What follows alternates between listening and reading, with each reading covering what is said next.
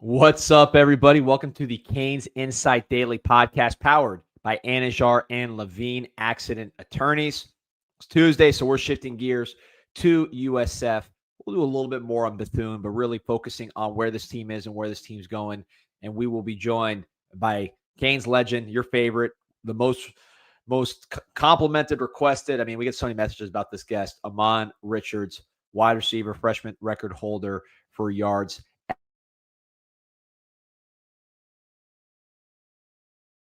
And everybody else, and we'll be going through it, man, with the comments. Again, appreciate everybody here on the morning show. Always appreciate Andrade and Levine Accident Attorneys. If you or someone you care about has been injured in an accident, you could be entitled to significant compensation. Dial 1-800-747-FREE, 1-800-747-3733. Take back control of your life with Andrade and Levine. Pete, hop in here.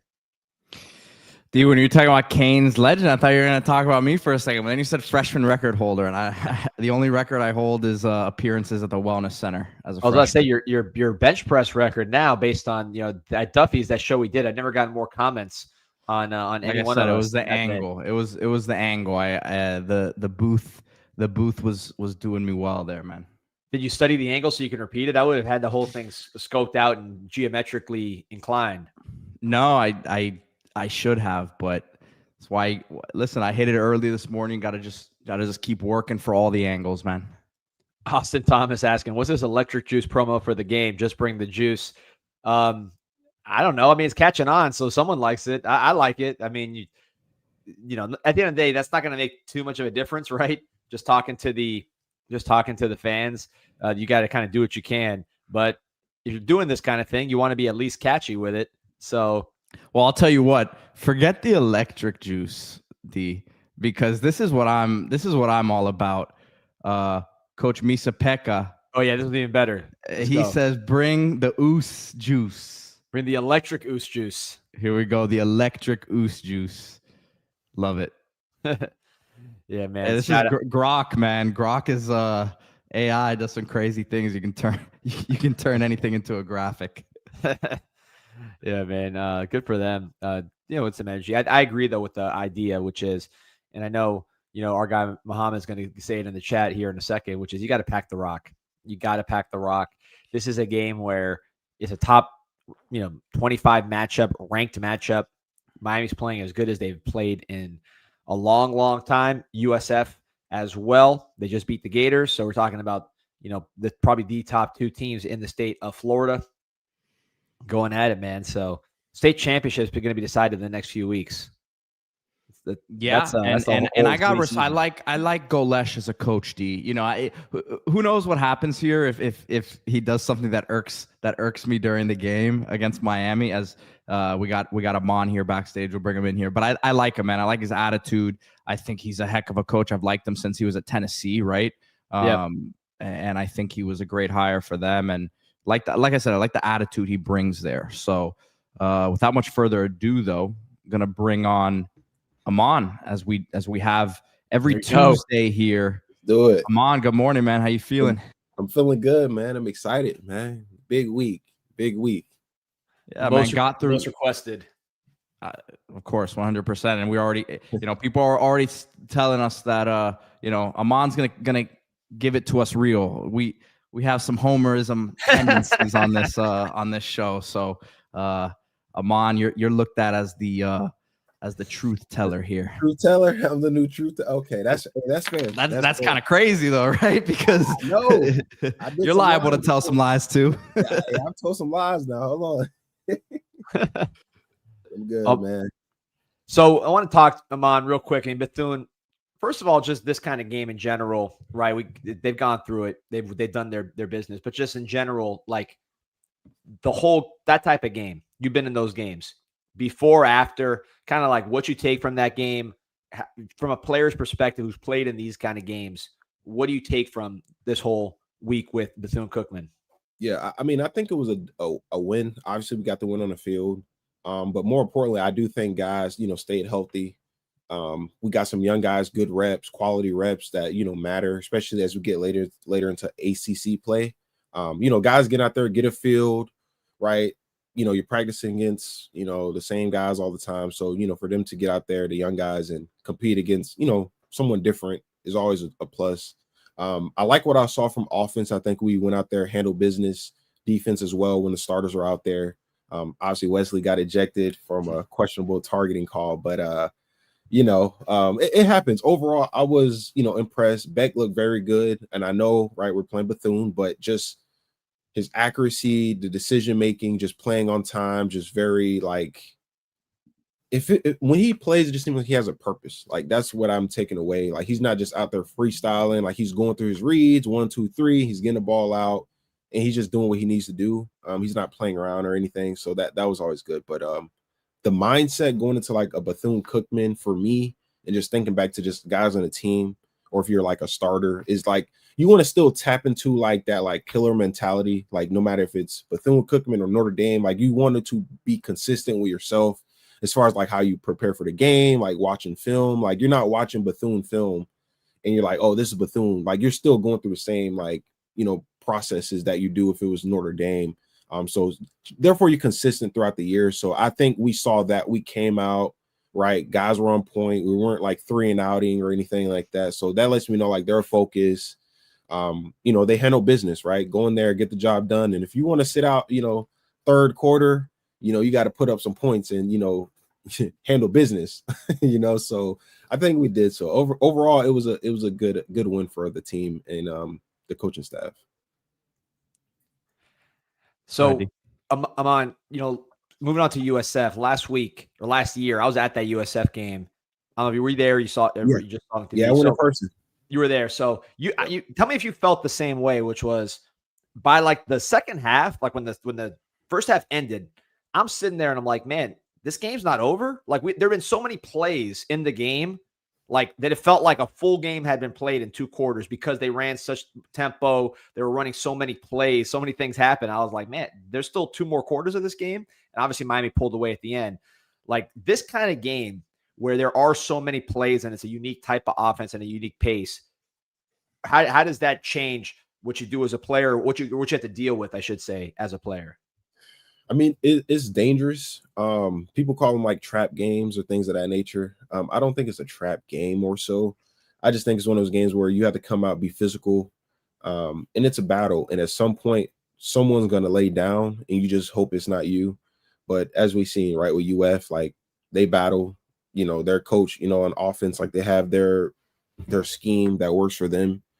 That no huddle, catch you off guard, free plays, get you winded, keep your defense on the field, get them tired. Like, that's something that seems to be working. I do think if we're able to get a few 3-and-outs, get the lead, I think we kind of can control, the rest of the game. And I think that's kind of what happened last year, where we're kind of going back and forth with them a little bit. And then after halftime, we just kind of decided to put the foot down and let's just, get some stops, get out the field. And, obviously Cam Ward, helped put it into it. But, yeah, I mean, great coaching staff. I mean, I was actually shocked, when they beat Florida. I thought they would cover, but, them beating Florida and the way they did it, especially at the end when they, missed a field goal and they still had the fight in them to still go out there, get a stop, get the ball back again, and then drive like 90 yards with like 2 minutes left and win the game. They got all the way down to, think about it, 3-yard line. Like, they didn't like kick it from 50 or 60 yards and win, but no, like they went right down the field. And got the dub. So dangerous team, really good coaching staff. I do think they have some missed tackles. I think it was like 36 missed tackles. So there's, some things you can exploit within their defense. And I'm sure like Coach Cristobal and the staff is going to put together a pretty good game plan to make sure, we're ready. Because, unfortunately for Florida, I don't know if they caught them off guard, but shout out to them. We're able to go into this game with a wider view and know that they're a dangerous team. They got 2 ranked wins under their belt and they're looking, and I can guarantee you right now, their coach is like preaching for another one, a third. Like, I don't know how many they've had in program history of 3 ranked wins. I'm sure it's some record in their probably that year, maybe that year that they got up to number 2 with BJ Daniels, their quarterback. Oh, okay, so yeah, I'm pretty sure he bringing up Matt. Who was it? Was it Daniels or Matt? Who was the other? Matt Grothy? You remember that? You remember him back in the day, D? Oh, yeah, I remember that guy. Yep. Yeah, they've had some runs. Yeah. So Go ahead. we'll Sorry, see. Ahmmon. No, you're good. I think they're just, they're going to come ready, but I do think we're going to be more ready at the end of the day. I think Coach Cristobal, like this season is, I'm not going to say end all be all, but you can get the sense that this is a season where there's opportunity to like, do something, legendary for sure. Yeah, you said it, Ahmmon. The way they won the game ugly, because we talked so much about the up tempo and you kind of associate that with going out there and outscoring teams. And like the way it was looking against Miami last year, they were obviously putting up some points and putting a scare of Miami in the first half. But when you look at Byron Brown, Mario was very complimentary of him yesterday, talking about how he's outside of just him being a tough physical runner that everyone can see. He's an accurate guy, protects the football, 240 plus attempts without an interception. Me personally, when I'm watching, when I watch them play, the downfield passing threat, the vertical passing threat, it's not there consistently with him when I see it. They got Florida a couple times, miscommunication, things of that nature. But is this just hey, if Miami tackles well and is sound defensively, they should be able to kind of keep things in front of them against this offense? Oh, D. You hear me? Yep. Yeah, I hear you. All right, there we go. No, I said it one more time. Sorry, someone just walked in. No problem. Basically, I was just saying, look, when Mario very complimentary of Byron Brown, we watch him tough runner, but the vertical passing threat just doesn't, to me, when I watch it, doesn't seem to be there. That's not really necessarily part of their offensive game plan. But when you watch them, is this a situation for Miami where, hey, they tackle on the perimeter, if they don't let Brown just pick up 4 or 5 yards every carry, I mean, should that be enough defensively to get the job done? Yeah. I think stopping Byron Brown, that's his name. Yeah. I think Mario or Heatherman, I should say. He was just open and honest. Like, this is how we win this game. So I think that's what we got to do. And I think cutting the head of the snake, the rest of the body dies. And I think it starts with that guy. If you're able to slow him down, keep him from those, because we saw Notre Dame get success with it, right? Those QB draws, and you can like bet any kind of money they're going to try to exploit the same type of style, right? Those inside draws with the QB, directs, power left, power right with the QB. But I think Heatherman will be prepared for it. So yeah, to answer your question, I think we'll be ready overall. I'm certain, like in a game like this is where coaching is going to step up. And like, I'm talking on the defensive side more specifically, like alignments. I know they kind of spread guys out. They got a lot of different stuff going on in the offense. It's up tempo, right? If you want to sub, guys got to be ready, so this is going to be very tedious on the coaching staff to put together a really good plan, but I got faith that they'll be ready for this challenge. And I would think that this is where, having played the Notre Dame game already in terms of the physicality, like it's not like this is the second game and you're coming off of Bethune being the first game, and it's kind of a little bit of a wake-up call where the physicality is going to be a step up from what you just saw. Yeah.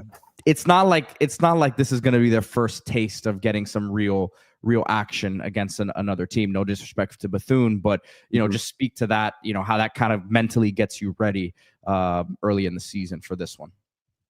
Yeah, I think when you go out, like if you're just playing like mental gymnastics with yourself, like you look at it like, look, we just played Notre Dame, obviously a ranked 16, physical, known for their physicality, right? We went through a battle with them, right? They fought back, we won late, so we're in our, like in a player's mind, it's like we're battle tested. We've already went through that type of battle, right? So it's nothing that we haven't done. It's not like we played Bethune and then FAMU or something, and then we are going to get into our first battle, right? So we've been in the battle already, and I think our guys will be ready for the physicality.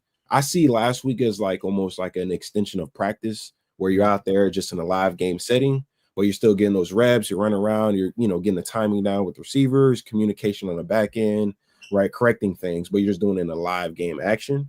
And then now we get to go out and handle business.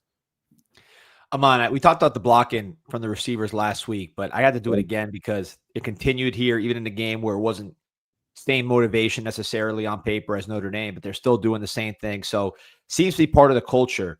Is it Kevin Beard at the top? Is it a veteran like CJ Daniels setting the tone, the offense just kind of being a physical offense in general, and that going to the receivers, like all the above? What's making this receiving group block like it's doing, because it stands out?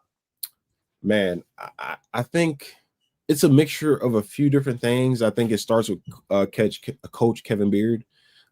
He's the guy that's in there, obviously, with the philosophy, like, what's our identity this year, right? Things we're going to do. I need you guys doing every play. And it's obvious because you don't see the drop off between the wide receivers' efforts from the starters to the guys that are backups, to the third stringers that get in. Like, they all have the same mentality. Like, they're trying to get after the cornerbacks and put hands on them. So I think, it starts with Coach KB.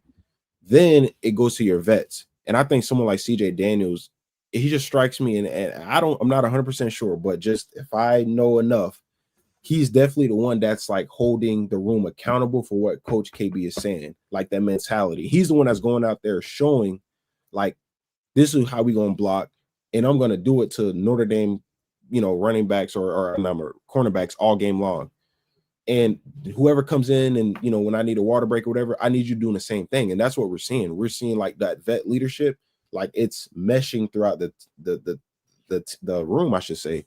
And it all rubs off, right? And that's why it's important to have a vet guy in the room sometimes, right? That can be the extension of a coach, right? Giving the guys like Malachi Tony, hey, we need a block like this, or I know you got a holding penalty last game. It's because you didn't drive your feet, or you did this X, Y, and Z.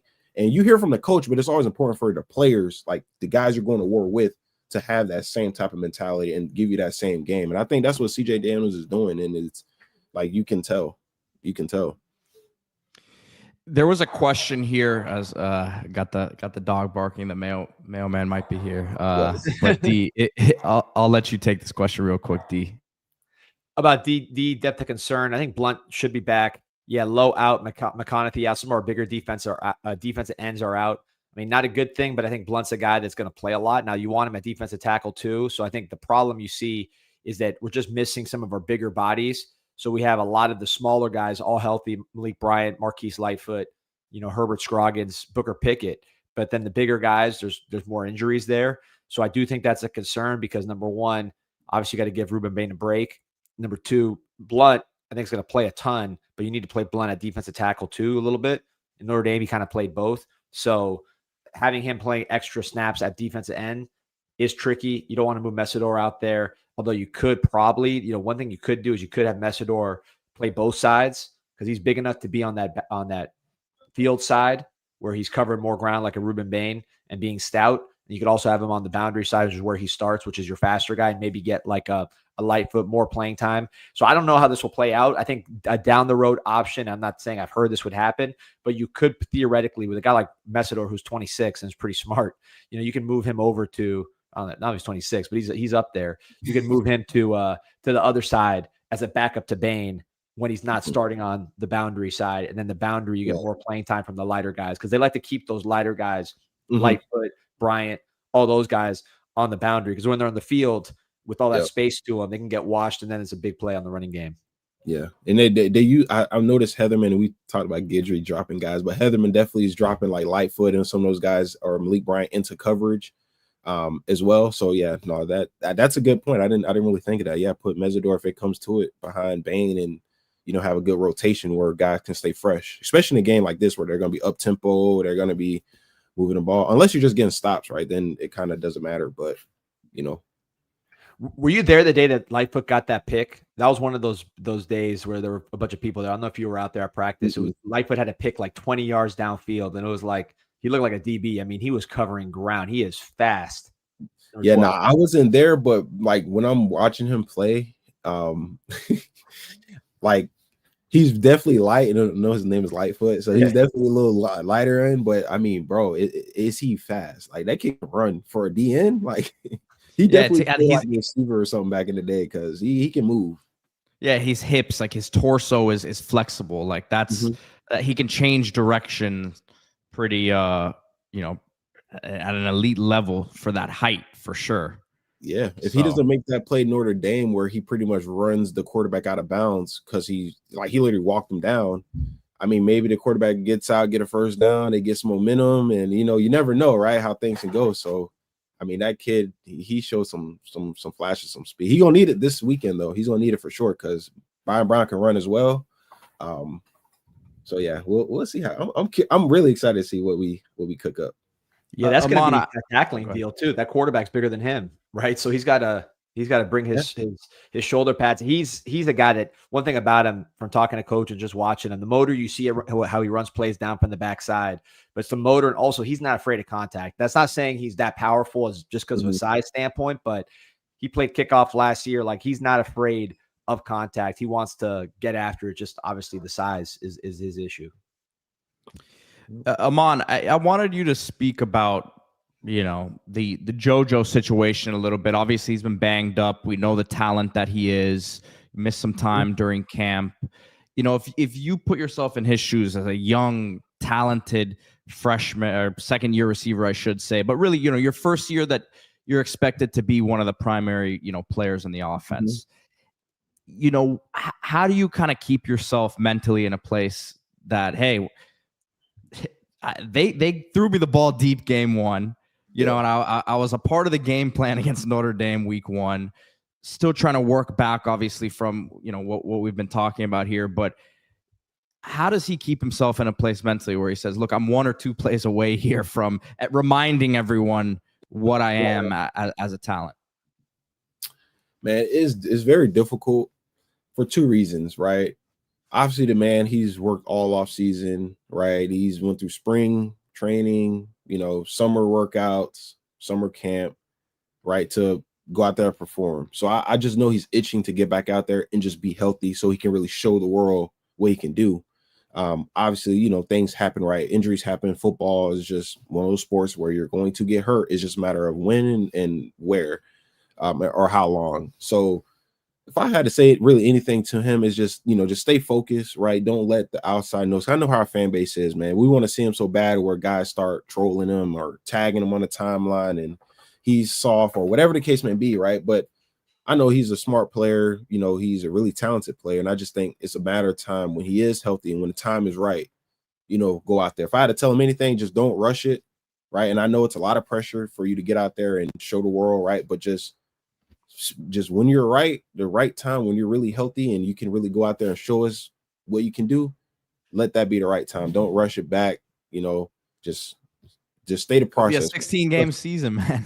Yeah, it's a lot. Like, dude, we're going to need you when we talking about Louisville at home. We're going to need you. We talk about Virginia Tech on the road and it's going to be cold. We're going to need you, right? So just don't get caught up in the early season. Like, I don't want to say heroics, but everyone wants to see you early and they want it now, right? Just don't fall for it. Get back healthy when you're 100% and you really feel you're 100% and you be your best self, then come back and show the world. Pulling up this tweet here from Josh Darrow on CJ Daniels. Shout out Josh Darrow. He said CJ Daniels, one of 2 active FBS receivers with 2,500 receiving yards and 20 touchdowns, ranks him 3rd among active FBS players in receiving yards. So guys, played a long time, been productive, and then through 2 games, we talked about the blocking, but obviously he's also making plays. Yeah. What do you see from CJ Daniels as a veteran leader of this group? I see a receiver that has played a lot of college football, a lot of experience, and he understands like body positioning, and he just have a really good catch radius, as we saw at Notre Dame, and we just see last week as well. The kid just makes plays, man. And if you really went back and looked at like his Liberty film, and even when he's at LSU, like I've said this before, but like, everyone calls LSU these days, right, wide receiver U, right? I think we can all agree. Yep. Last 4 or 5 years, they've put out guys like hot chips. So for him to be at LSU, had an injury where he obviously needed a procedure done, and to still have to still start, not get benched, not get passed up, to still go out there and have 400 some yards on a bad ankle or whatever it was, like, that let me know. I'm like, okay, so he got game, obviously. Like, in the if SEC. he was bad, if he was bad, he would have passed up by some young guy or number 3, whoever they got over there, would have been starting over him, and it didn't happen. So then we look and you do more research and you just see like how many drops he's had over like the last 4 years. And then you start like looking at the film, him going downfield, making his contested catches, stats. And you're like, hold on, like this guy can actually play. Then go to practice, and when he got back right after, I think, end of spring or whatever it was, And you start seeing him out there, and you're like, hold on, this guy can actually ball, and he has great hands. At the end of the day, he can catch a football. So then obviously we get into the season, and then I'm not really surprised. I'm just shocked that it happened so quick, that he just kind of became that guy that everyone's like, okay, like he's reliable, we need him. But, I'm not totally shocked. I'm just surprised it happened this early. And just the impact of having a vet in that room. Sorry, Pete, I just asked about the, you led the team in receiving as a freshman. So your situation was a little bit different as far as, being kind of leader of the room, but I guess similar to what like a Malachi Tony is going through now, but just having that vet presence in the room, how important is it for that group? Very good, man. I mean, it's very important. Like you learn so many things, especially as a young guy, like you learn how to watch film, you learn how to take notes like the right way. So like guys like Dayall Harris, who didn't play a ton, like he got in a good amount, but he was a guy in the room that was like showing guys, making sure guys, take notes, do it like this, what to look for when you're watching film, how to watch film. That's not the first time I've heard that, man. There was a lot of love for Dayall Harris. Yeah, Dayall was like the guy, like he kept the room like all together, even though he wasn't like the star of the team, but like everyone just respected him. He was like from like Mississippi, yeah. Cool personality, like funny guy, right? And he just worked hard, so everyone just kind of like all gathered, like not around him, but it was someone that in the room. Like I feel like Tony Johnson brings some of that too to the room. There we go. See, and that's why we went out and we get a guy like Tony Johnson that, a guy like Malachi Tony could learn from. Yeah, he may beat him out and have more talent or like, more upside than Tony Johnson, but Tony Johnson played a lot of college football. He was at FAU, Cincinnati. He knows the position very well, so you need. He doesn't look bad either, man. He looks like he can give us some good snaps if need be, man. Yeah, I think later in the season, you know how it is, man. It's a long season, 1 week to the next, guys may be nicked up, whatever the case may be. I'm sure at some point during the season, right, you're going to get a good dose of him. And he's a guy I think that can come in and, be productive for us for what we need him for. Let me just ask from a technical perspective, Ahmmon, because last year with Cam Ward, he had a lot of time and he created a lot of time. I think he led the nation in the time between the ball was snapped and the ball going in the air, right? So you saw Restrepo average like 16, almost 17 yards per catch. People think of him as like a slot kind of short yardage guy, but he was good getting downfield because a lot of those scramble drills, boom, he's getting downfield. Beck's going to have a lot of time too, especially as you get to this ACC schedule or even maybe USF where teams are not Notre Dame and they're not going to be getting after him the same way. Like with a quarterback like Beck that's not scrambling around, when he does have maybe a little more time than just the like designed amount, like how do you help him as a receiver to say, okay, maybe I didn't get open on the initial one. I don't expect you to scramble around. It's not like a backyard Cam Ward ball where, it's a little different, but how do I make it easier later in the play for you to potentially get the ball, I'll say outside of the script, but given the extra time? Good question. It is different. When I think about Beck, I kind of think of Brad, for example, where Brad wasn't a runner and, we played so on script that there was a few times where we, he had to roll out or the play broke down and he had to get out, and then that's where we just revert back to like scramble drill, like our basics. And we just trust that, he's a guy that's seen a lot of college football that knows where to put the ball if we just get into position. So I think it's the same with Beck where he's played a lot of college football. So if a play does break down, like he knows like, hey, the backside receiver, like you're going to the nearest upright, the two receiver you're going over to the nearest pylon, and then whoever the closest receiver is, you're going up the field and coming back to the quarterback, right? So you just get into your basic scramble drill, and I just think someone like Beck can provide that. And then when I think if we almost saw it, but if you go back at that Notre Dame game, the play Beck started to roll out, it was two plays. He rolled out, hit Malachi Tony, right? He kept coming over to the nearest pylon, even though the route was a post, but he broke it down, came back flat. Then later he threw, I think it was like second and long or before we're going to kick the field goal. He threw to CJ Daniels on like a 10-yard hitch, but he started rolling out. He started to keep it. And if he would have held it, to be honest, he had Elijah Lofton streaking up the field.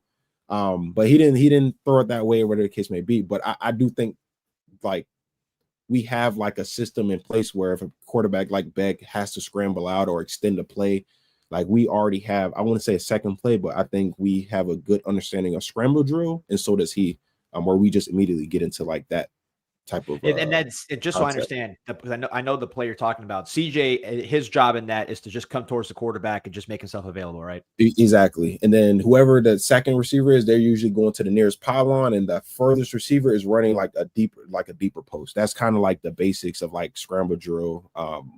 You know, if it were to come up in a game, that's kind of where we get into. But I don't think we'll see it that often, just because I think Beck does a really good job of getting into his checkdowns very quick, so he gets the ball out. But we'll probably see it a few times, and it may end in a few touchdowns. Yeah. It's funny. My kid's playing flag football now, and the first thing he does, he runs deep every time. And he's like, "Man, Bobby, I'm open." I'm like, "That's not Patrick Mahomes back there, man. Make it easy for him. Come back to him. Come That's back like to the that's like all man. these kids jacking threes up, man, because of Steph Curry. Yep. Yeah, that's what's in nowadays, man. He love going deep, you know, the blur, man. Ahmmon, you know, in terms of looking ahead here, right? Obviously, Florida took that loss, and we always say we can look ahead because we're not playing the games. The team is, but what did you learn anything from Florida in that game? I mean, you were saying before that it didn't surprise you that USF covered there, but your thoughts on kind of what's going on in Florida? I mean, this is a team Miami plays in a week and a half here, so.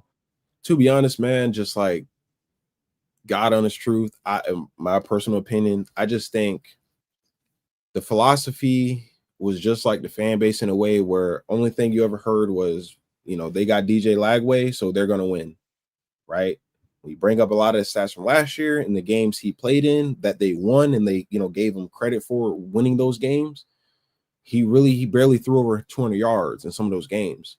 So it just makes you question, like, I mean, how generational, or, you know, I think he's a great talent, right? But when we talk about generational and things like that, I just think Florida has a lot to fix. I think the coaching, like play calls and things of that nature, very vanilla, like very predictable. A lot of stuff they ran last year. Essentially, they have a few things, but it's like the same identity, right? And I think they pretty much trotted out the same team in a way that went 7-5. And they only try to bring up the end of the season and the games they won, but it's like, dude, like, you guys still lost 5 games at the end of the day, right? There's a lot to correct. You know, the defense, I think, you know, won some games at the end, but just for this year, I just don't think they're a very good team. Like, they have the talent, but when it comes to like coaching, like getting off blocks or their offensive line, like, you know, getting up to the second level, getting up to the line, you just don't really see it. Like, you don't see like that physical team, you know. I think they're talented, but they're not physical. And that's where I think USF caught them slipping. And USF was a more physical team for all 4 quarters. You know, they never laid down. I think there was a point where Florida kind of like got caught on the ropes. And, you know, USF just went for the knockout shot, and they hit, they connected. So, I mean, something D and I talked about a lot, and I just went to go look up the exact number, but the 70th ranked portal class, only 8 portal commitments brought in, if one of them as a 4-star, the rest 3 stars and lower. So I just don't think it's sustainable in today's era, especially if you're a team that lost 5 games, right? And you're relying on that bump coming from the freshman level. It's different to say, hey, Ohio State's only going to take 9-10 guys this year. But guess what? All those guys are elite, right? So it's a little bit different there. So to me, I go more back to the portal than anything when you talk about why the team doesn't look much different than last year. But they said they developed better than Miami. They said that, you know, pretty much they don't have to dive into the portal because they spent a lot on that recruiting class. And only real person I think that was like really, you know, really good so far is obviously the freshman, the slot receiver, Vernell Brown. Obviously, he's legit, obviously. But other than that, it's the same team. Like, you know, I mean, it's the same, pretty much the same exact team. And I just think Lagway don't look right. I think his mechanics are a little off. He still struggles. He's hurt too. He doesn't look like he's moving all. I mean, you see that. I keep saying he's got that sleeve on his calf. I think it's a calf injury, and D and I said he's like 250 right now. I don't know if he needs to be that big. Yeah, and he still struggles, you know, with intermediate routes. And I think teams last year, they got more film on him as well, which is another factor that people kept leaving out last year, is that first time starter. There's really no film on you. You're kind of like surprised. And then that second year, they're gonna take a look at all your weaknesses. They're gonna put together. They're gonna put together a teach tape, and it's gonna have all your bad plays, and they're gonna comb through and figure out why this happened, why you're throwing interceptions, what are the looks that give you. You know how Tyler Van Dyke was struggling against cover two, right? And teams figured that out and was like, hey, we're gonna do two invert. We're gonna same thing. Like they're gonna look, see what you struggle with, and they're gonna make you do that more times throughout a game than what you do well. And I think Tulane did it versus, against him. They rush 3, drop 8, just waiting for the thing. I think he's a little too aggressive at times, and they're just sitting like sharks, and they're just waiting for him to make that throw, try that deep post route that he's throwing cross body. Like it was almost like Cam Ward did last year at times, throwing a deep post cross your body. Like, dude, it's getting picked off. Like this is college football, right? It's not going to work like that every time. So yeah, I don't really have advice unless he hits the portal, come to Miami on Hey, we're still on the we both would take that. We were talking about it yesterday. Yeah, no, we take him. I just think he needs a better system, and I don't think he's Richardson. I don't think he's Richardson. I think he's a way better Q. Richardson was never good. Like Lagway in high school put up big numbers, was way better than Richardson in terms of the production. Mm-hmm. And Richardson showed even at the next level that he had a whole nother system, whole nother coach, whole nother set of circumstances, and it didn't work out for him. Lagway, I like. Yeah, I compared him to Richardson in the sense that they're both like big guys, muscular. Like if you came off the bus with them, you're like, okay, like this is my quarterback. Like that. No, that's the quarterback you're creating on the video game for sure. Exactly. I do think obviously, Lagway has like a special arm talent, just like his touch, his quick release. But I just think, missing a lot of time in camp, spring ball, right? They're telling us he's throwing a ball, he maybe not, whatever the case may be. It's obvious that he don't have enough game reps, and he's not right. Obviously, you can just look at like just his regular play. Like he's not. Hey, really listen, they say Mario's the one who lies about the injuries, but Mario was on point with Beck this offseason, man. Yeah, Mario said he was throwing, and we're seeing what it looks like. So yeah, Beck looked good. You made a great point, which is that like Lagway's seen a lot of these adjustments for the first time, like TVD did. It's kind of like with Beck, he's been around so many times, so often, so long, and he's seen so many adjustments that like he has the answers to the test already. It's like when Tom Brady, not to compare him to Brady, but just any quarterback that's been in the NFL for 10 years and has been able to start for 10 years, by the time they're in that level, like they've seen everything. So you can't really trick them too much. I mean, you can beat them, but they're not, they've seen it all. They've had too many reps. Yeah, that's why I was so confident. Once we got Beck, and I honestly like went back and really was looking at like Georgia film, just different games, like condensed versions, whatever the case may be. Even 2023, like I just think we got like that like you can tell mentally like he's actually like here, like he's present, like he's actually like enjoying the game, like he's really going through all his reads, and he's not just saying like whatever. Like he has faith in the team. I guess that's how I can put it. That's what I see, man. It looks like he's a quarterback that trusts his receivers, he trusts his O-line, trusts his run game, and he just has to do his part. I think that's the biggest thing I'm taking away. I think his first year at Georgia, he was just able to do his part. That second year, he felt like he was having to do everybody else's. Like, I gotta throw it in a spot where the receivers, can maybe catch it, right? I think he was like thinking and playing for everyone else and not like focusing on himself and being the best version. And I think that's what we're seeing now. He's able to just go play his game, and we're making plays on the outside. The line is blocking him, right? A run game is getting very good push, so it's not 3rd and 15, 3rd and 16 where he's forcing the pass into double coverage, triple coverage, right? I think we're always in 3rd and manageable for the most part. And he's excelling in it. So hopefully we just keep it going. Great hypothetical here. I want to give this to both you guys. And coaches can't do all this stuff, but we could do all these questions here. So let's go. G Nice asking, fellas, would you rather take CJ Bailey or DJ Lagway next year? Go Canes. Interesting question. I see Ahmmon reacting, so we'll start with you. What do you got on that one? Oh, why they do that? Why they do this to me, man? See, now I'm gonna sound like a hypocrite. What would you say? If I had to take one, I'm gonna be honest. I'm gonna go with Lagway. I'm not gonna sit here and lie. I can't lie. Why I'm gonna go with Lagway? I do think there's talent there. He has that natural just arm talent that you can't really like coach. It's just I think the different techniques and just things within the game. Once he gets those down pat, which comes with experience as well sometimes, and coaching.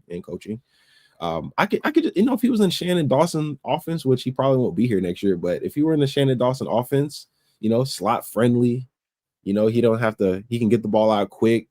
Guys getting open, really good run game. O-line that's going to give him time where he don't have to run around and beat Cam Newton, essentially. I mean, hey, I could like that. CJ Bailey, I do think he's going to be a really good quarterback as well. But I don't know if I had to pick one. I'm going with Lagway. I can't lie. Michael already brought it up in the comments, but are we taking this at face value? Is this just like a one-player thing, or are we talking about like who comes with him? Because I'd say like 95% Jeremiah would come if CJ. Oh yeah. Hey, brother. That's no package deal. That's a no-brainer. It almost happened this offseason. What? Hey. Anyways, if I'm taking a 1-for-1, I'm also taking Lagway. But yeah. I'll say here's the only thing I'll say, and I like both of these guys a lot. I would take either of them. I think CJ Bailey is on an upswing, right? Lagway's already got the body. He's probably trying to lose weight. I think CJ Bailey, you see him as he gains weight, he's just getting more and more physical. The ball's going out with more velocity. His release is getting better. I see him on an up where every time you see him, he looks faster. He's already 6'6". He looks heavier. He looks stronger. His release is a little tighter. So he's a guy that you've seen him. You've seen him playing sports your whole life. Sometimes these tall guys that are like extra tall, they develop a little later, even in the college level. Fernando Mendoza, somebody who his athleticism was always a big problem. Then he got more every year. He gets more and more athletic just because he's getting into his body. CJ, who's already very athletic and a good runner, I think as he gains weight, as he gets more reps, he's someone who's going up. So I would say Lagway probably right now, but CJ Bailey, to me, every time I watch him, he gets a lot better. So by the end of the year, we could be singing a different tune. Yeah, that's true. I think he's still improving. Obviously with NC State, I'm not sure how many weapons they have over there as well, but we'll see. End of the season, I think we can get a better idea. But if I'm going just off right now, upside, like who can be at their peak, who's who, I would go with Lagway if I had to choose one. Great question, though. So Mon, I want to ask you this because you've been at practice, and I think you were at the practice with the prior staff too, right? With Manny and everybody. Were you out there? No, I didn't go. See, yeah, it was a little weird. It was weird times back then. Really? Times. Oh, I didn't know that. Okay. It was weird times, man. One thing, I was out there, and what I'll say is, as a fan, fans always say, I'm sorry that you were, D. Yeah, that's a problem in itself. That Amon's not out there, but hey, I as fans, right? You see a team, and you can be like, oh yeah, like from your couch, you're like this team's soft and all that. I mean, we're the ones sitting on our couch. We're not actually doing any of this stuff, right? But I will say that I do notice, from my fan standpoint and being able to go to practice, the practices are a lot more physical for my eyes under Mario than under Manny. There's just more contact. There's more like block destruction, more just like getting off blocks and that kind of thing. It's designed after the Alabama practices. It just, from my visual, it looks more physical. And obviously the product on the field from the receivers down to the line is a more physical product. You as a player who has to actually go through these practices and deal with the physicality, at the college level, I know the pros is different. Do you think there should be more contact at practice, or is it kind of like, guys, preserve our bodies? We got to go out there and play. You can't beat us up in practice. Man, great question. There's a fine line, I think, where you want to get enough thump, right? And, good looks in practice. Where I feel like, yeah, we weren't physical, obviously, when Diaz was here. Like, we were very undersized. Guys weren't really tough. We're doing a lot of things outside the field that just, didn't make sense if you're at the University of Miami trying to go win a national championship, right? And I think the difference is, like with Mario, I do think obviously we have, the facilities are getting there. Also just like nutrition program, like that's all in line. And also I noticed, like during practice, we have these periods where they pretty much stop practice like halfway through, and they go into like that chamber thing to like cool down and kind of like reset, refuel. That's stuff like we didn't have like prior. So I do think you can like have physical practices as long as like you're taking the right measures to make sure guys' bodies are holding up. Which, you know, I don't think we've ever, at least on the rig, I don't think we ever stopped practice halfway through and went and cooled down and then came back and continued. So just being smart, right? Just, I'm not sure what technology's out there nowadays. And I'm sure, you know, Cristobal has guys doing a lot of research on how hard they can push, you know, try to push these guys' body to their max. I know they're tracking like their speed and things of that nature to see, you know, how guys are, you know, performing during practice. So I guess to answer the question, you know, it's like, I wouldn't say rolling the dice if you're doing the proper research on how hard or physical practice can be. And so far, like we've been relatively healthy throughout camp or spring. You know, obviously guys are going to get nicked up here and there, or, you know, something's going to happen eventually. But for the most part, if you look at our body overall, like guys are bigger, stronger, faster, you know, mentally stronger as well. Like I think the team is mentally tougher. And yeah, we're a lot healthier than years past, you know, years prior, I should say. Ahmmon, do we got you till 10 here? Yeah, no, we're good. All right, let's take a quick little break, commercial break here. You go ahead and grab a water. I want to talk about my friends at Cash Kick. So this has been, I got a lot of feedback on this, a lot of people using this product. This is one of the biggest apps on the planet. Over 1.5 million downloads, number 4 in the lifestyle category, right ahead of Pinterest. And you know, really the feedback I guess people text me on the side like, is this is this real? Is this kind of is this a trick that seems too good to be true? I'm telling you, do your research. This is a big company, and a lot of people are being able to get access to all the new games. You download the app, all these games that you're seeing here for every single kind of gamer. Different kinds of styles, stuff you might play just wasting time at the dentist's office, other things you might just be sitting there and playing all day because you're addicted. Great games you can play on your phone with the Cash Kick app. And then the bonus of it is you can earn extra money just by playing. And it goes right to your PayPal. It is 100% legit. Again, Cash Kick, that's K-A-S-H, so cash with a K, kick.com. Check it out. Download the app. Play around. You'll see that the game, I mean, there's any kind of gamer you are, there's a game for you as you scroll down here and you look at RPGs, just simple kind of puzzle games, right? Crossword puzzles, solitaire, you name it, bingo. If you're an old person that goes on cruises, they got everything in the world for every age anime on here on cashkick.com, K-A-S-H-K-I-C-K, and you make extra money. Pretty good deal. Cashkick.com. Shout out to everybody over there. And also, you know, I got to talk. I was enjoying one of these watching the Monday Night Football game, and that is Buzzin, B-U-Z-Z-N. My buddies over there at drinkbuzzin.com. Again, that's drinkbuzzn.com. If you're in South Florida, just head over to Big Daddy's Liquors. You can grab yourself a case or 5 of Buzzin at Big Daddy's Liquors, one of the top liquor stores in South Florida. If you're not in South Florida, you just don't want to get up and drive, go to drinkbuzzin.com, B-U-Z-Z-N.com, and get your order. Your first order, you get 50% off. Use the code FIRST50. Buzzin', brighten the vibe. All right, let's bring him on back here. Oh, there he is. Let's go. All right, what's going on? So, yep. Whoa, where'd I go? Hey, there's everybody. You know, I know you're a college football guy too. You know, just watch the Canes. Anything catch your attention just watching the whole world of college football? Yeah, one thing I noticed is that I think we got the best quarterback in college football. That's the first thing I noticed looking around the country. A lot of teams, man, making that noise like he didn't make a social media reel saying the same thing. Well, it's different coming from Ahmmon than from me, so I like to hear that. Yeah, no, honestly, man, I'm just looking at all the different teams, man. Ohio State situation, you know, Clemson situation. You know, I think LSU is the only one that you can you can kind of go back and forth on. And I still think, you know, I think Beck's Mateer's pretty good too. Yeah, Mateer's actually surprisingly, Mateer's like he fits that system. I don't know who the OC is, but he fits that system. Their OC, they brought him from Washington State. That makes sense because I was like, they do a lot of things to do well. You know, running the ball, got a lot of QB power things in there, some play action.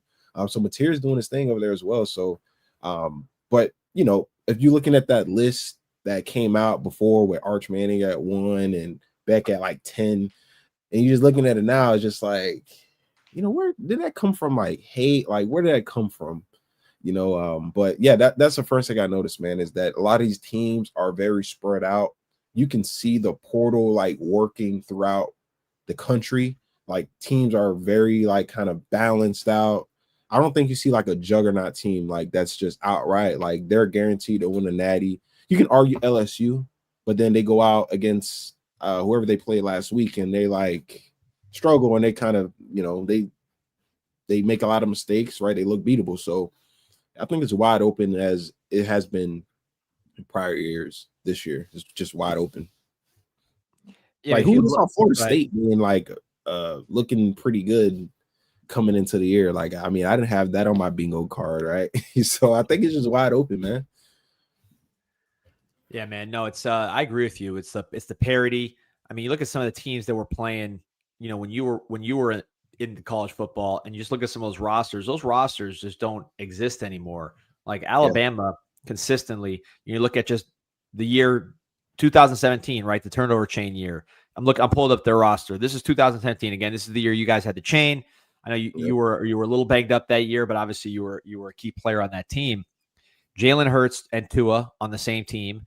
Then you had Devontae Smith, Jerry Jeudy, Henry Ruggs. You had Najee Harris, Damian Harris, both NFL backs.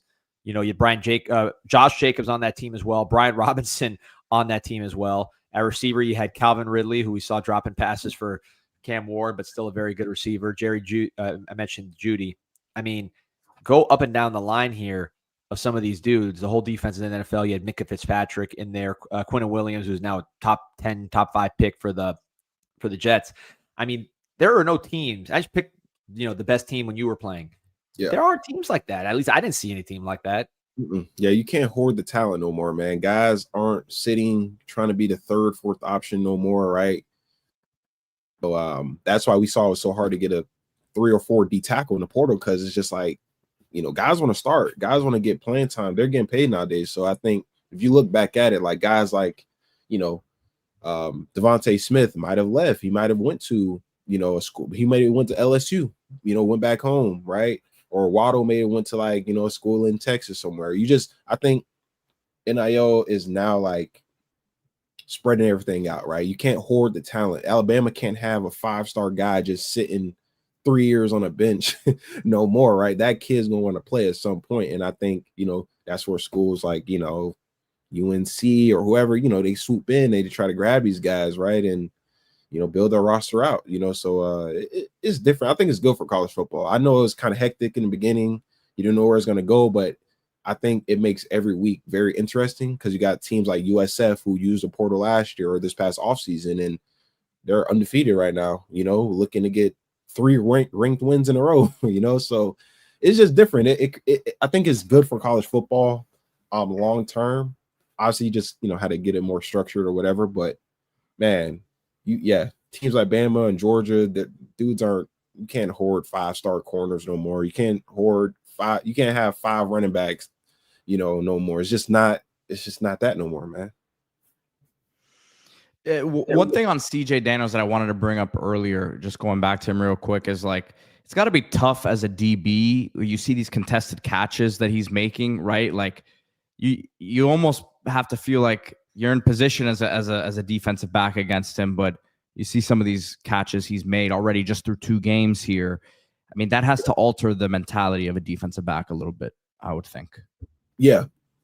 As a receiver, you're always taught like, hey, even if I'm covered, I'm open. Throw the ball. Like, I'm going to make a play. And that's just what we're seeing. Like, he's not running wide open, right? Guys are like within phase, right? Some guys are in really good position. He's just making the better play. And that's all you want, especially your receivers. You want guys making those contested catches, and he's shown so far that he can make those hard catches. Yeah, really good player, man. Really good player.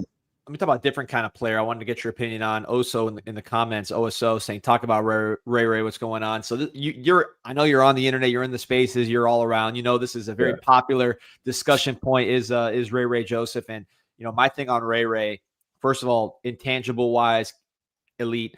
And then, you look at what he's done with his body as far as putting on or losing weight. I'm sorry, getting faster. I thought he looked faster in spring. I thought you saw a little bit of that here in the Bethune game. Obviously, Emery would want to have that pass back. If he would have hit him, probably be talking even more about Ray. But to me, great kid, great worker, smart guy who's really improved his body and gotten faster. What do you see when you see Ray Joseph? Explosive. I think he's a guy that if he catches the ball closer to the line of scrimmage, like he can get yak. I wouldn't say Deebo Samuels, right? Because I'm not trying to say like, an NFL star. I'm not trying to use that comparison. But when you think of Deebo Samuels, you don't think of like a receiver. You think of a guy who's dangerous with the ball in his hands that can catch the ball, right? It makes me wonder, did Ray play running back at some point? He did. I think his whole life. All right, so there's my answer. There's my answer, because when I watch him play, like it's like if he has a ball in his hands, like as we saw, he caught that screen against Bethune, and you just see the explosiveness on him. And we've seen it throughout camp where he'll catch a screen, go 60, 70 yards. And I think I'm just not sure. Maybe that's like more of his style. Maybe we get a little bit more creative of just getting the ball in his hands, screens, jet sweeps, I don't think he is, and I could be wrong. I'm not 100% sure, but so far, I don't think he's a guy that's running the route tree. Like, I don't think he's running 1 through 9 on a route tree, digs, comebacks. I think he's a guy where he's just like a playmaker, where you get him the ball in his hands and, he could take it 80 yards, right? Because he has that type of speed and power and run after the catch. But, it's a long season. It's still early. I'm not sure why. I think Malachi Tony is just that type of player where the route running is there, just the natural playmaking ability at the receiver position. Like, he just has it, And I'm not saying Ray doesn't, but so far, Malachi Tony, as we've seen in the biggest moments, have been one of our top guys, as a true freshman. As you see the route running on, Malachi Tony, like just the setup, from the start of the play to the ending of the play through the catch, everything is just very like precise. It's like a legit receiver type work. So I think it's just hard to take that type of guy off the field. It's just very hard. He's not really making. The only thing I can think of is literally him getting a holding penalty against Bethune. That's the only thing. But he's blocking in the run game, which I mentioned before that in practice he was blocking his ass off. He's very great routes, great hands. Even after he catches the ball, he can still get some yak. So it's like, what do you do? And I think Ray is just, doing his part. At some point during the season, I think, we're going to probably need a guy like that. So it's a long season. We'll see. But I like Ray. I think he's a, humble kid. He doesn't talk much, right? He's not on the internet rah-rahing and complaining, right? He's just head down working, just trying to get better. And I just think, it's just unfortunate, if you like, I used to say like the overthrow or whatever during the game, and, just some mishaps. Like, I think things just happen like not in his favor sometimes, and just like kind of unfortunate more so. But I'm waiting to see like that play he does where he has like that screenplay, he takes it to the house and everyone can kind of like, I think he just need to get the monkey off his back more than anything. That's the confidence thing, man. Yeah. Yeah, man. I think he need that one play that can like, get him feeling like, he's contributing and helping the University of Miami. And I think from there, it can kind of steamroll into something. Kind of, if he caught that pass versus Florida, I think we probably see a little bit more from him. Because it's confidence, man, and just trust from the staff and yourself. If we can get both of those on the same page, I think, we'll see some good things. Yeah, I wouldn't be surprised he scored USF. Wouldn't be surprised. Punt return or something. That'd be nice. So, just in terms of these other receivers, we talked about Ray, so put him to the side. But anybody you saw in Bethune or that you've seen in practice, I know Josh Moore, they're doing it. You could tell they're trying to get him going. That hasn't happened yet, but you could tell they want to get him rolling. Dalen Upshaw had some catches in the game. Anybody that's not someone we already seen being a big part of the offense that you think might have a chance over the next few weeks? I'm telling you right now, Keelan Marion, just trust my word. Keelan Marion is going to happen. He had 2 plays now that really should have been touchdowns. One against Notre Dame where he got tackled because he double moved the guy and was going to score, and the guy literally tackled him to the ground. And then Bethune, he had that deep post. It got broken up, but you can tell like they're trying to get that deep shot to him. And I do think at some point during the season, it's going to connect. So I'll say watch out for Marion, man. I think he has some pretty good ability, really good run after the catch. So I'm gonna keep an eye on Marion, man. I think he's gonna do some good things for us at some point during the year.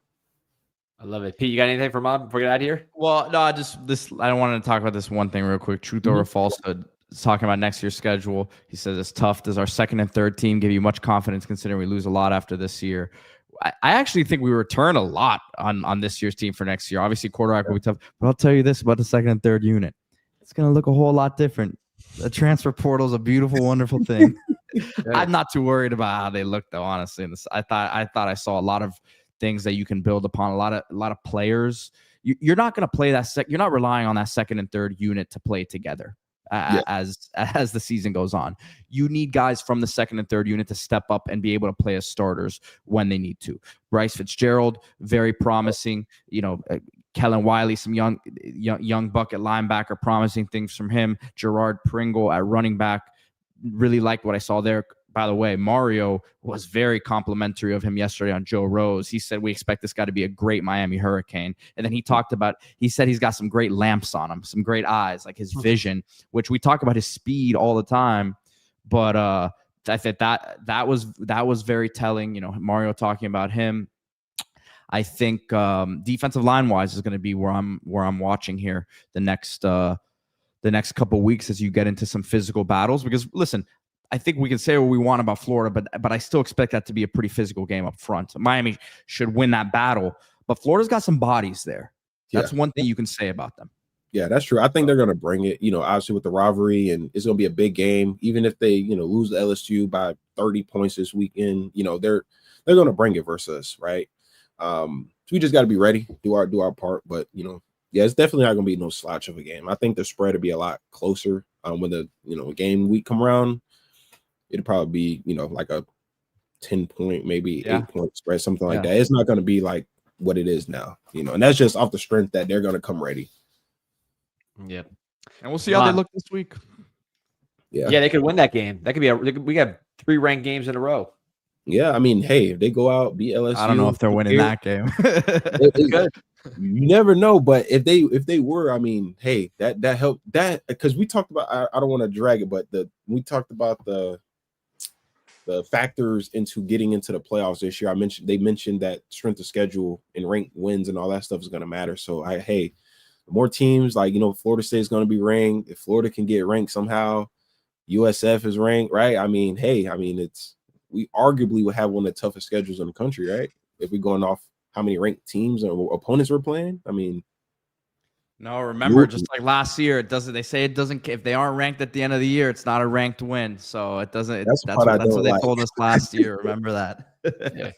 Because then you beat them and they go down. Exactly. I know. It's just the manipulation that always happens when Miami does something positive.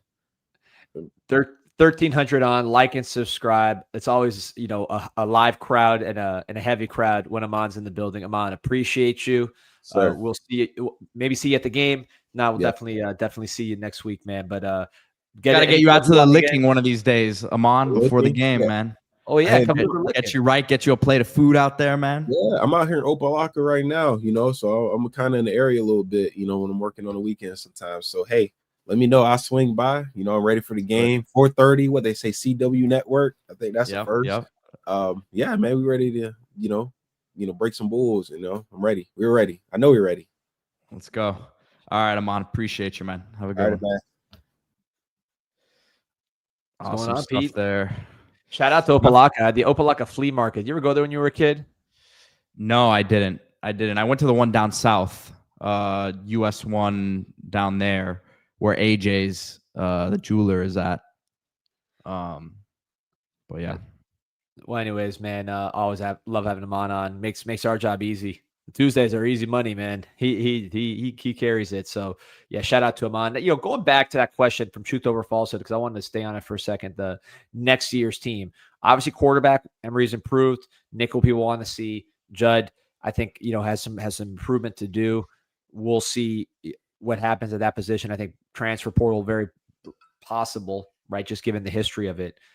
But putting that position aside, I think you bring back Lyle on paper. Who knows what There's a long time between now and December, but you bring back Lyle, you bring back Marty Brown, you bring back Pringle and Wheatley Humphrey. I think you're pretty good in that position. Javian Mallory coming in, he's going to want some snaps. If you do add another running back, he's going to want some snaps. So I don't see that being a transfer running back spot, barring any kind of catastrophic injury luck, which, knock on wood, doesn't happen. And that's assuming Fletcher goes pro, which that's not a guarantee. We just assume that running backs are kind of 3 and out, but he could come back like you saw with Penn State.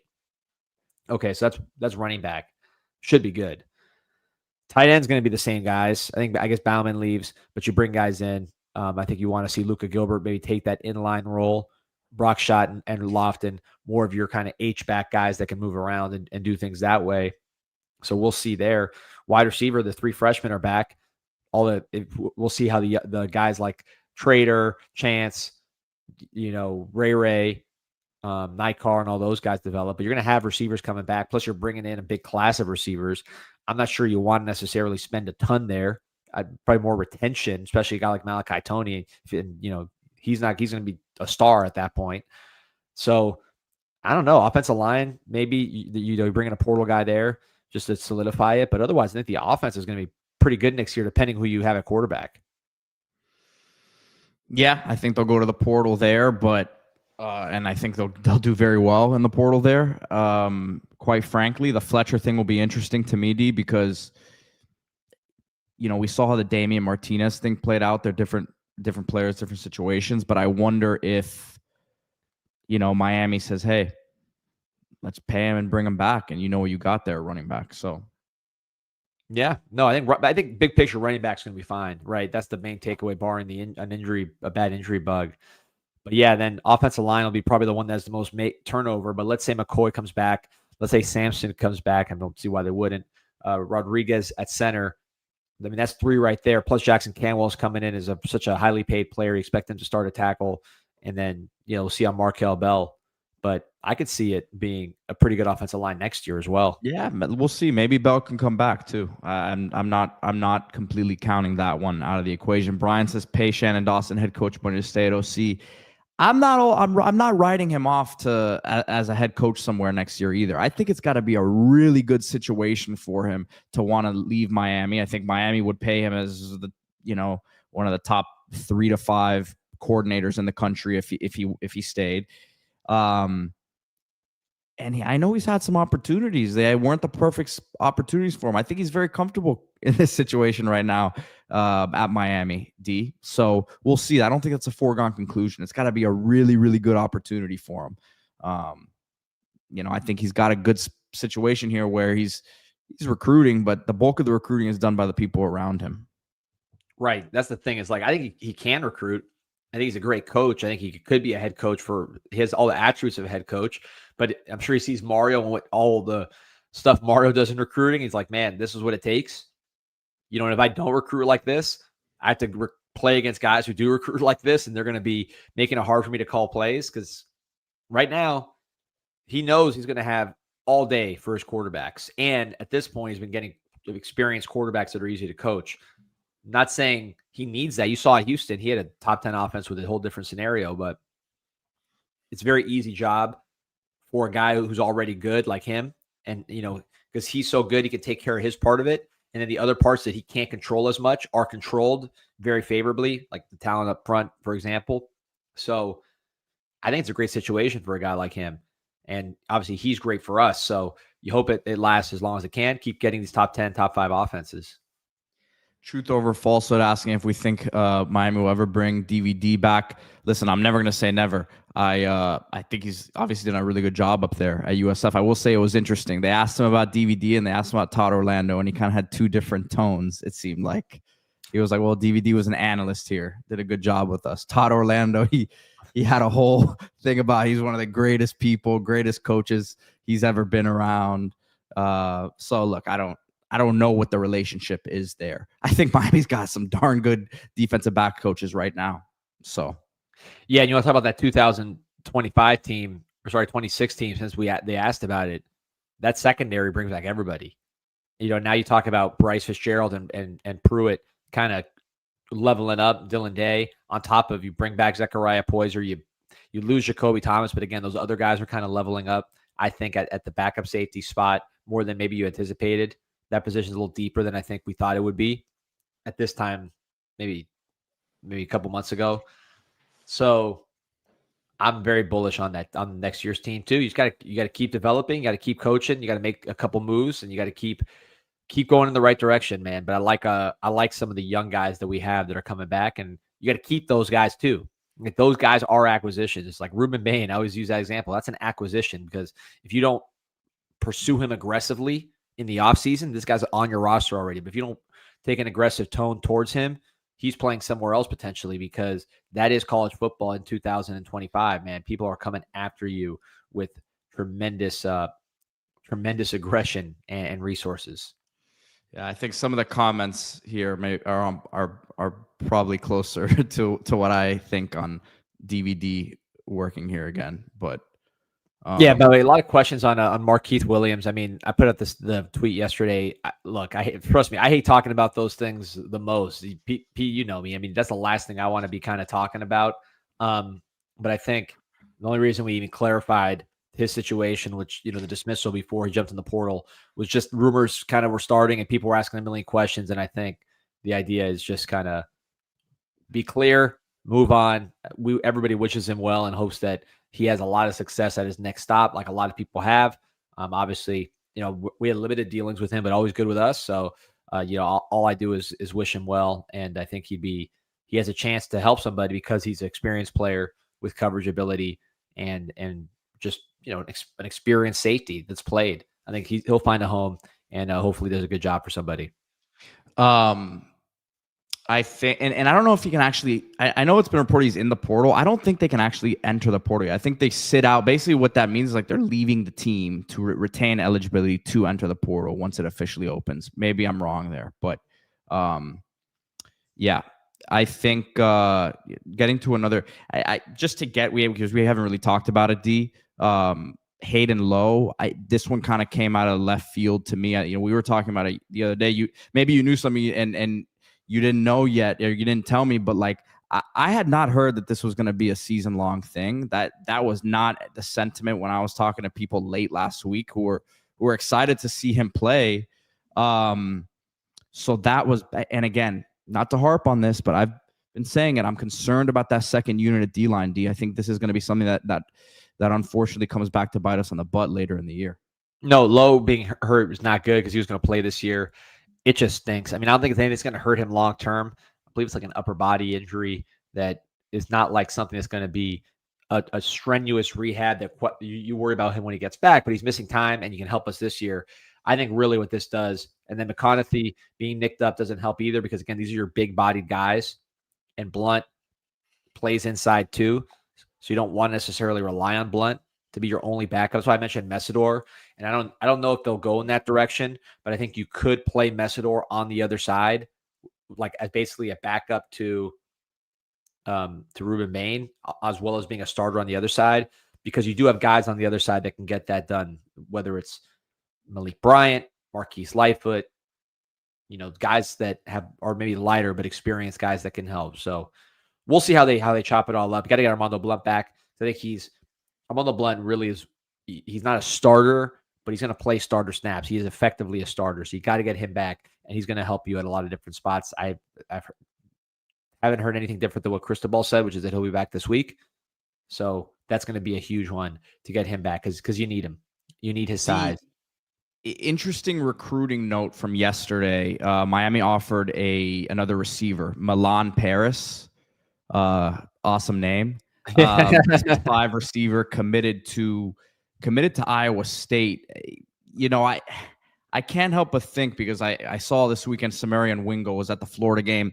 From what I understand, Florida's not going to go away there. They're going to keep recruiting him hard. They were on him before he committed to Miami. I can't help to think that it might have something to do with that. Well, I think in general, they're covering all bases, right? You want to watch senior film. You want to get guys that at least have a chance to be really good players offered and be in the picture. This is an interesting one. So, Pete, can you pull up his video? Because we talked about this guy a lot. He is a basketball kid. You think about Iowa State. I mean, Iowa State had Jaden Higgins last year. Really, really good receivers. Who Jaden Higgins, I think, is the comp for Milan Paris. basketball player. He was down here in Miami. We didn't get him. No one got him. He was a basketball player that went FCS. But Jaden Higgins was a similar build basketball player. Milan Paris is from the Akron area. 6'5", 6'9" wingspan, 21.3 yards per catch, 597 yards total, 9 touchdowns. He was on a good football team that went 13-1. So interesting offer. I think a lot of this is just, hey, this guy's having a good year. We like his film. We weren't maybe up on him before, but Iowa State is after him, and we want to make sure guys that have a chance to play in the NFL are getting offers from Miami.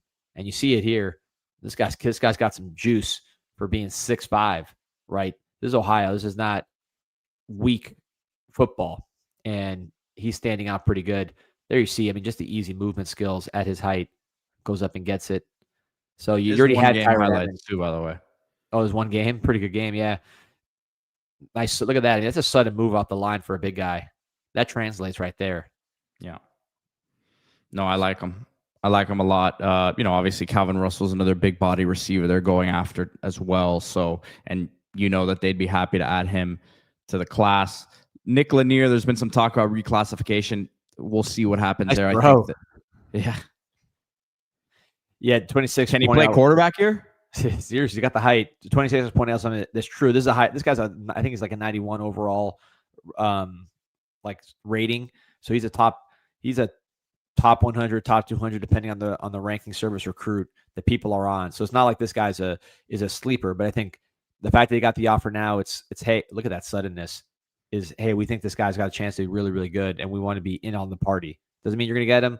Doesn't mean you're going to go full throttle necessarily. So who knows what all the factors are, but I think there's a guy you want to be involved in. And as I watch these highlights, the thing that jumps out, again, I keep saying the same thing. Look at this guy's first step quickness at 6'5". That's the difference between a tall guy and an NFL guy. When he can, there he goes, wins inside. When you have a guy of this height that can explode like that with the first step, that speaks well to his route running, upside, and everything else. Calvin Russell, another one with his explosiveness and rebounding prowess on the basketball court. Another basketball player who's 6'4", 6'5", similar kind of prospect than what you see with Paris. Nick Isaac, and there's a lot of questions about this, about how many receivers Miami is going to take in this class, because he said there's some flip candidates. Jason Lopez, I don't know right now where that stands, D. I don't know if you've heard any differently than me, but I don't know that they're in really too much communication with him at this point. I think they're pretty good they feel good with Van Spafford there. And again, I just don't know how that relationship necessarily ended with Lopez there, but I don't know that he's necessarily too big of a flip candidate at this point. I wish. He looks real good. He looks good, but again, you tell me if you've heard anything different. No, I don't know that he's on. I don't know that he's a flip candidate right now. Milan Paris, we'll see. I'm not calling him a flip candidate right now either, just because they offered him. I still have to look more into that situation. Russell, definitely look at him as a flip candidate. Lanier, like I said, if he reclasses, he'd jump right to he'd be an instant take. I don't think this is how many receivers are they taking. If Calvin Russell and Nick Lanier want in this class, they'll take both of them, and they're not they're not going to kick out one of the other guys in the class here, in my opinion. But Lanier, I still think he has some work to do for the reclass, so we'll see. Question here that I want to get to from Truth Over Falsehood. What's the visitor list looking like for Saturday, D? Well, lucky enough, I have the visitor list right in front of me. So how about I just read it to you guys, and we go over the visitor list right now. So Pete, at quarterback, in terms of the 27 class, obviously 26 quarterback, we already got that locked and loaded. But in terms of the future quarterbacks, class of 2027, Trent Seaborn out of Thompson High School in Alabama. This guy's been playing high-level ball since he was, I think, in 8th grade or freshman. He's one of those guys that's been around for a while. South Carolina's in on this one, Oregon, Alabama, Auburn. He is originally from Hawaii, moved to Alabama, has been playing big-time football out there. He visited Miami unofficially last year. He is here for the USF game. So we've talked about it before in the bank. Trent Seaborn visiting this weekend. 28 quarterback, Neiman Lawrence, Northwestern quarterback. Last year was at Ransom. I believe he's currently ranked as the #1 quarterback in the country in that class. We've heard about him for a while. He's somebody with a lot of talent at Miami. He's been all over from the beginning. Good sign that he's making another visit. And then 29 class, Malik Leonard, the quarterback from Chaminade. I watched his first game on national TV. He looked young, but he's been improving at a very fast rate, which you expect for a young, talented guy. and he's someone to keep an eye on. Malik Leonard had a really good game for Chaminade last weekend as they beat American Heritage, right? As Chaminade did. I know he had a good game. I think he threw the game winner to Jason Lopez. Javian Mallory, the running back commit, is visiting out of West Boca. 2026 offensive line commit Cannon Pickett, who I love, Pete. I mean, did you see that highlight of him catching the direct snap and scoring that Wildcat touchdown? No, I didn't. I got to check it out. Yeah, pretty cool. We got to pull that up. That'd be a good one for the work. DeMarcus DeRoche, tight end at Cardinal Gibbons. We talked about him commit, 27 commit. Yeah, really athletic former basketball player who has now moved to the football side full time, I believe. Maybe he's still playing basketball, but he's a football prospect, tight end, defensive end. We recruit as a tight end. I think he'd be a great defensive end too, quite frankly. He could do both. Other guys, Peter Pierre, tight end out of Chaminade. Got a bunch of 27 wide receivers. Jamal Robinson from Matter, Wesley Wood from St. Andrews and Palm Beach. Amari Stevens commitment to the Canes, 4-star commitment, fast guy, can play corner as well. From Miami Edison, he's bounced around different schools. Jacob Thomas from Flanagan, Kamarian Young from MacArthur, some of the better wide receivers down here. We got a lot of 28, 29 guys. I'll save those guys just because we're getting old. Who knows if we'll be around at 29. But Frederick Saintius, defensive line, man. Don't put that on me. Frederick Saintius, defensive lineman out of St. John Newman on the West Coast. This is a player we talked about. This is the kid, Haitian kid. I believe he's from the island of Haiti, and then he moved to the United States later in his life. He is a very, very talented guy and a late riser at defensive tackle just because of his athletic ability, the way he plays. Raw, but good talent, and Miami and other schools have kind of jumped on him. Jamar Thompson, defensive lineman for West Boca, 2027. A lot of offers for him. We've talked about him on the board. He's going to be a premier prospect from the same high school as Javion Mallory. A couple 26 commits at linebacker that we really, really like. Justin Edwards out of Edgewater, Orlando. JJ Edwards, we talked about him on the last show. Really fast, good senior clips. Jordan Campbell, another explosive linebacker prospect, committed to Miami out of Northwestern. So those two visiting together, I like how they look. I like the upside they bring. Two more commits from 26, this time in the secondary. Jontavius Wyman at corner out of Jonesboro High School, the Atlanta area in Georgia. And Cortez Redding, safety commit, Jonesboro High School in Georgia. So two teammates committed to Miami in that 26 class. Also got 27 commit Jalen Jones out of MacArthur. And then the one future name I'll highlight here, 28, Amir Sears from West Broward. He's the number one defensive player, I think, in the country in 2028. A lot of Jalen Ramsey comparisons. He's an elite corner. He can play safety. He can play receiver. Amir Sears, 2028. Coach Duaso talked about him for Raw Miami. He's on that team. Jalen Ramsey type talent, 5-star player. Good list. Pretty good list. Yeah, I'm interested in Seaborn, man. People, pull up Seaborn's highlights. Let's just talk about him while we're talking about these guys and we close out here. I got to get off here in a second, D. All right, I'll pull up the highlights then. I'm pulling up. Yeah. So quarterback's the one where you really watch for. Oh, here, 26 asking, you hear anything about Israel Briggs? Didn't see him in Clovis's last game, but hadn't seen anything on an injury. I saw him on Huddle. He's playing this season. He's been playing. The role is weird. I don't know where he's at. Yeah, his Huddle is weird too, because there's some plays that are like on there that he doesn't really seem to get the ball or really do anything. So I don't know if his Huddle is just messed up or he's just not a big part of their offense at this point, but I do like the athlete a lot. Yeah, and I think it might be the Huddle because he's one of those guys that he plays everything for his teams. All right, here we go. So this is Trent Seaborn. This is the 2027 quarterback, and this against who's this against? It looks like it's a good ball club, college level type competition. But this guy plays big time football. He's been good for a while. He's won a lot of games. He's thrown for a lot of yards in high school already. Going into his look at that throw getting crushed. So this is a guy Miami really likes. He was at South Carolina last weekend. He's at Miami this weekend. He's been at Miami before. He's no stranger to Miami. He goes to high school in Alabama, but he's not what I call an Alabama kid. He's from Hawaii. So to me, he's kind of a free agent. He could go to Auburn. He could go to Alabama. He could go to Oregon, which is recruiting him, or South Carolina or Miami. I don't see him as one of those, a lot of times Alabama quarterback. You're like, all right, well, he's going to go to Auburn or he's going to go to Alabama. I don't see that necessarily with Seaborn, although they are recruiting him, and I'm sure they got pitches. But, yeah, I think right here's just traditional quarterback, can scan the field, can throw the ball.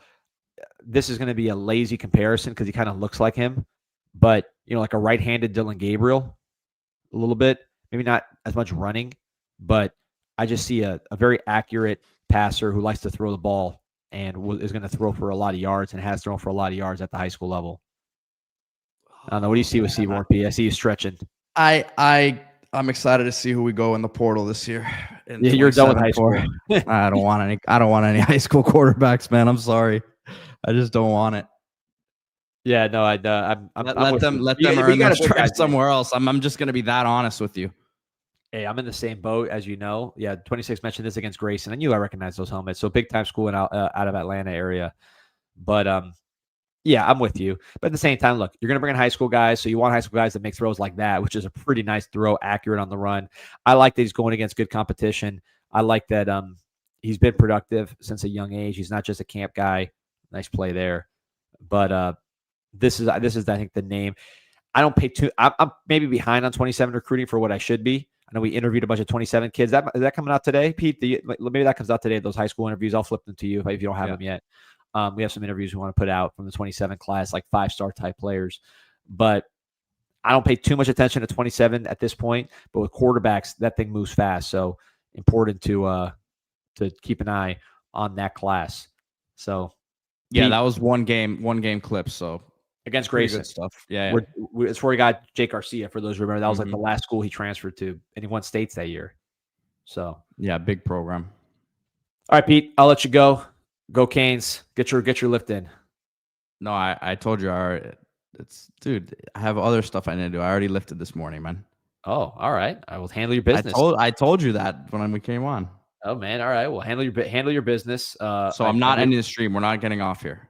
I'll hold it for a second, but you're out of here. Peace. All right, everybody. Yeah, really quick. Want to talk about some options that you have at the Miami Hurricane team store. Look at this right here. Look at the shirts. 20% off. Use promo code INSIGHT20. You get 20% off your first item anyways. So you can get a lot of shirts for 20% off. Really cool options. You got the old school vintage. You got Cam Ward stuff. You got more traditional. You got the jerseys. You got some youth shirts for the future legends. Get your toddlers taken care of. Miami baseball. Got a big baseball interview I'm excited about. Hopefully we can get that done today. It should be coming out this week. All kinds of stuff. There you go. Honoring our military, our armed services. You got a lot of cool options at the Miami Hurricane Team Store.com, Miami HTS.com. If you're online, use promo code INSIGHT20. Get 20% off of that.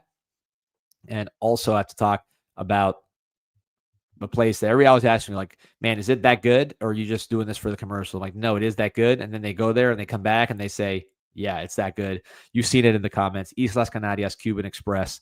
How many satisfied customers have you seen in our chat who've been there, who tweet from there, who hit us up from there, and they say, man, thank you. This place is unreal. 7 different types of croquetas, all kinds of different options, from the classic Cuban sandwich, which Miami does make better than Tampa, as we will tell you SF this year.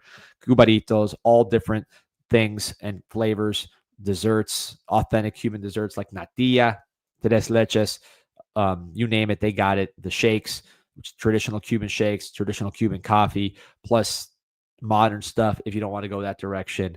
The best Cuban restaurant on the planet, Islas Canarias Express, that is at the Dadeland Mall Dining Pavilion, or you can go to the original place in Miami if you want to have more of a traditional restaurant experience, but the food is equal at both. So shout out to Islas Canarias. All right, everybody, over 1,500 on. Almost 1,600 on. Like and subscribe to the show. If you want to get some Canes Inside Apparel, you see the options down there right under me on the YouTube. We're going to like and subscribe to the show. Go Canes.